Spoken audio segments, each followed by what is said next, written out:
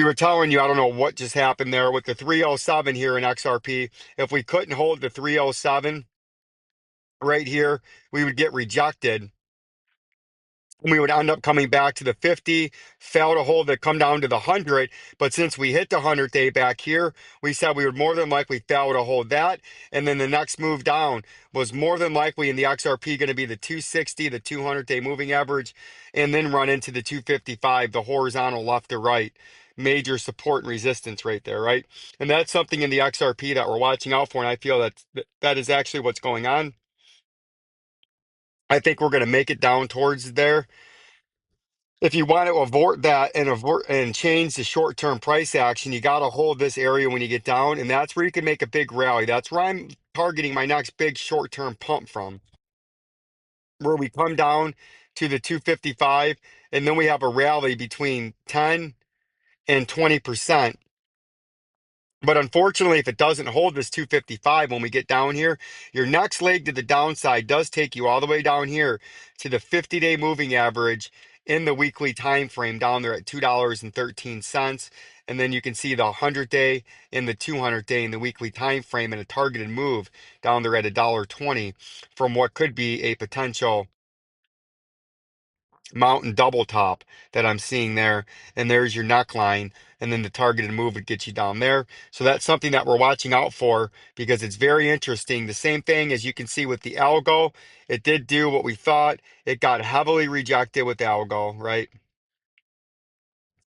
Let's get that out of there. You're having about to have a bearish cross. You got rejected below that critical 23 cents, and we told you what would happen. It would come right down to the 20 cents, which it is. It's just above it at 20.74 cents. It's about to come down to the 19 point and change. And then after that, if you can't hold that, unfortunately, this would be your next major target right down there. That's going to be something that we're watching out for if you can't hold this 19 cent level and then re-get some bullish action. If you slip that, it's very bearish and you're going to come all the way down. The XCN, we've been telling you for several weeks, we just have to keep moving to the current time frame that the price action was going down here. As soon as you slipped and couldn't hold the top part of this purple trading zone back here, we were warning the whole time that the target was going to be down at the point zero and change. And that's exactly where it's going down to. And then if you fail to hold that, you're going to come all the way back down to the 0.00237, which was the start of the euphoric pump blow off on a 30x move that XCN had back there in the wintertime. And we were telling you, do not buy up there. That was the big word that we had up here was do not buy that. There would be better buying opportunities. And there have been better buying opportunities every single day since then, back in late January. And I think we're going much, much lower. Unfortunately, the XDC is about to slip a critical area. And if we slip this critical area and can't bounce back up like we're showing you, and these overhead depressed moving averages continue to force the price down, we're threatening a bearish cross if we don't get a hyper pump to the upside. If we don't pump to the upside, your next major move, unfortunately, in XDC is down there at the swing low, market low, current cycle low down there at 0.055225510. Obviously, the 10 cents is your major overhead resistance, and that is an area that you got heavily resisted upon up there. And that's what we're looking at here. These are some of the things we're paying attention to in the XRP, the Bitcoin, across the sphere. If we look at the AMP, it's at the critical support level. Unfortunately, it does not look like it's going to hold. And unfortunately, if it does not hold, you're coming all the way to the 0.00236 level, and it's going to be very depressing. Unfortunately, it looks like it's going to happen unless we can pull once again a rabbit out of the hat, a fly in the ointment, a cattle prong into the atmosphere, and get a nice bounce off of. We might be having a wick down to the 0.00236, and then we're really gonna have to question ourselves, right?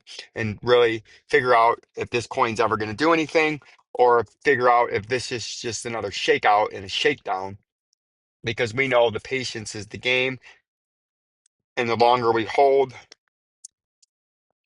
the better we'll be.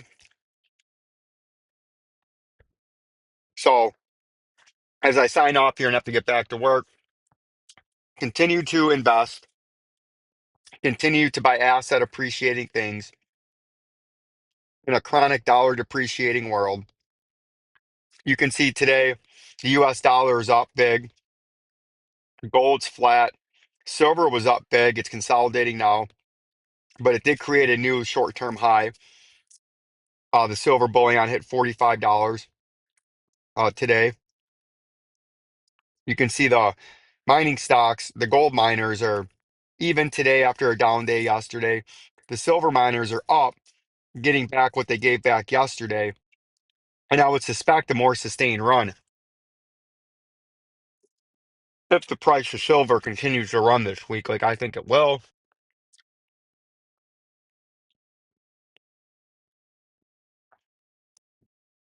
You can see everything's up today. Even Rivion's approaching $16, which is incredible.